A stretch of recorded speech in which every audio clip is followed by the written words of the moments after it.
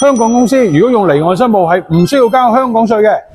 香港嘅稅務條例底下咧，係有一樣嘢叫做離岸申報。換句話講，香港公司賺到嘅錢咧，可以唔需要交稅喎。咁當然你要證明到俾稅務局聽，你嘅所有銷售行為同埋採購嘅行為咧，都唔喺香港境內發生先至可以。咁你話喂，好容易啫，咁我咪淨係註冊間香港公司咯，其他嘢我照樣擺翻喺我原本嘅地方嗰度做就可以啦。嗱，如果你咁諗咧，就大錯特錯，因為而家如果你要做離岸申報嘅話咧，稅務局咧係必定會問你好多嘅問題，因為你要去提供足夠嘅資料去證明你所有嘅操作都唔喺香港境內發生。咁你如果唔喺香港境內去到產生你嘅業務行為嘅話，咁你即係話喺另一個國家或者地區嗰度做緊呢一樣嘢啦。咁而當地嘅稅務局咧，